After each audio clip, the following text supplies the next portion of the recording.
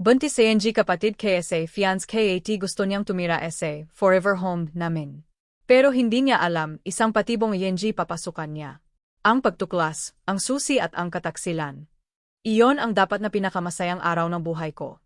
Hawak ko sa kanang kamay ko ang susi na aming forever home, isang napakagandang bahay na may 4 na kwarto. Sa kaliwang kamay ko naman ay ang cellphone ng fiancé kong si David, na naiwan niya sa kotse habang bumibili siya ng cup. Biglang umilaw ang screen.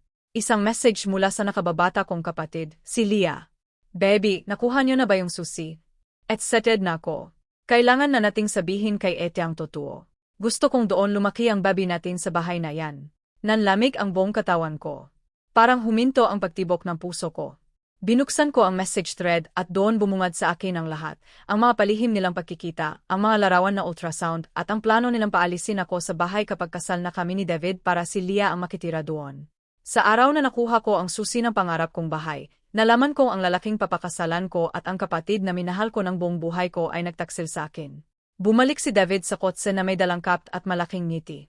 Oh, Beb, bakit parang nakakita ka na multo? Excited ka na ba sa bagong bahay natin? Tinago ko ang nanginginig ko mga kamay. Sa halip na umiyak at magwala, ngumiti ako ng napakatamis.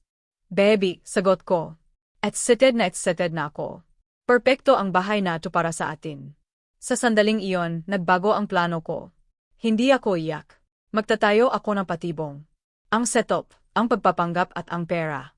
Kinausap ko si David kinagabihan. Nagpanggap akong nag-alala sa kapatid ko. David, napapansin ko, parang nahihirapan si Leah ngayon, sabi ko habang naghahapunan kami. Buntis daw siya, pero iniwan ng tatay. Naawa ako. Tutal malaki naman ang bagong bahay, paano kaya kung patirahin muna natin siya doon paglipat natin? Kuminang ang mga mata ni David. Inakala niyang napakatalino niya dahil hindi na niya kailangang mag-isip ng dahilan para mapalapit sa kabit niya at sa anak niya. Napakabuti talaga ng puso mo, baby, nakangiting sabi ni David habang hinahawakan ang kamay ko. Sige, para sa'yo, papayag ako. Patitirahin natin siya. Dahil sa kabaitan ko, naging napakagalante ni David. Sinabi ko sa kanya na ubos na ang pera ko sa pagbili ng bahay. Kaya para makabawi, si David ang naglabas ng buong ipon niya, mahigpit ₱3 million, para sa interior design, mga mamahaling furniture, at pagpapagawa ng isang napakagandang nursery room, na sa isip niya ay para sa anak nila ni Leah. Araw-araw, pumupunta si Leah sa bahay para tumulong sa pagdedekorasyon. Rinig ko ang mga palihim nilang tawanan kapag akala nila ay wala ako. Nakikita ko kung paano himasin ni David ang tiyan ng kapatid ko. Tinis ko ang lahat ng pandidiri.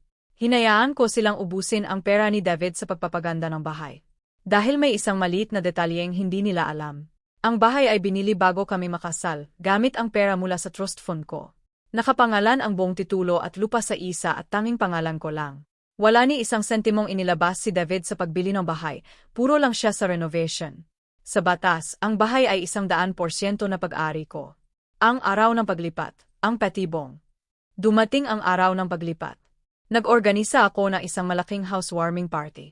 Imbitado ang buong pamilya namin, ang mga magulang ko, mga tita, mga pinsan, at pati ang mga magulang ni David. Dumating si Leah na may dalang malalaking maleta.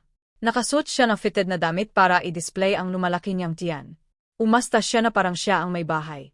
Siya ang nag-ayos ng mga bulaklak, nagutos sa mga caterer, at nakangiting sumasalubong sa mga bisita habang nasa tabi niya si David.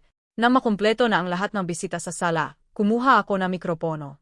Salamat po sa pagdalo niyo sa aming housewarming, panimula ko. Tumahimik ang lahat. Gusto ko ring gamitin ang pagkakataong ito para mapasalamat kay David. Gumastos ng 3 milyong piso mula sa sarili niyang ipon para mapaganda ang bahay na ito. Pumalakpak ang lahat. Ngumiti si David nang may kayabangan. Si Leah ay nakahawak sa braso ni David. At higit sa lahat, patuloy ko, gusto kong i-congratulate si David at ang kapatid kong si Leah. Kasi hindi lang pala bahay ang bago, magkakaroon na rin sila ng baby. Napatigil ang lahat. Nawala ang ngiti ni na mama at papa. Ang mga magulang ni David ay nagkatinginan sa matinding pagkabigla. Ano bang sinasabi mo, Et? Lasing ka ba? Nanginginig na tanong ni Leah, namumutla. Namutla si David at akmang lalapit sa akin para gawin ang mikropono, pero hinarang siya ng 2 security guards na inupahan ko. Mula sa smart TV sa likod ko, ipinlay ko ang slideshow. Lumabas sa malaking screen ang mga screenshots na malalaswa nilang messages, ang picture na ultrasound na ipinadala ni Leah kay David, at ang mga CCTV footage nila na naghahalikan sa loob ng nursery room na ipinagawa nila. Napasinghap ang buong pamilya. Sumigaw si Mama at umiyak. Ang nanay ni David ay sinampal ang sarili niyang anak sa gitna ng sala. Elena, baby, let me explain. Pagmamakaawa ni David, tulopawis at hiyang-hiya sa harap ng lahat.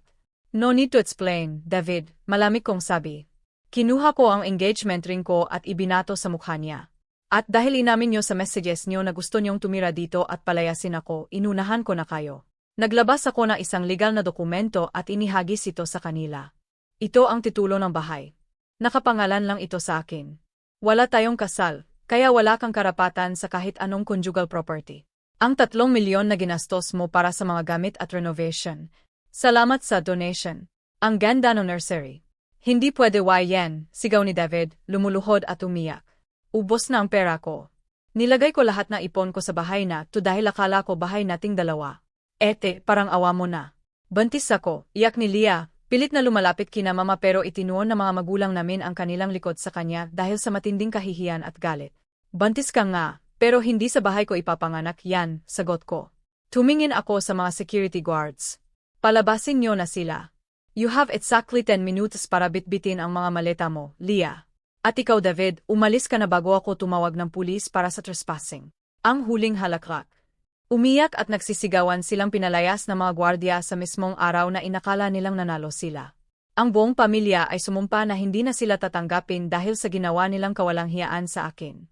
Naiwan sa akin ang isang napakaganda at bagong renovate na mansyon, libreng mga mamahaling furniture, at ang katahimikan na isip. Sa kabilang banda, si David at Leah ay napilitang mangupahan sa isang maliit at madilim na apartment. Ubos ang pera ni David, sira ang reputasyon nila, at kailangan nilang harapin ang sumpa ng pamilya nang walang kahit anong suporta. Inakala nilang papasok sila sa isang forever home. Ang hindi nila alam, naglakad sila nang nakangiti papasok sa sarili nilang impyerno. Gusto mo bang subukan natin ang isa pang kwento tungkol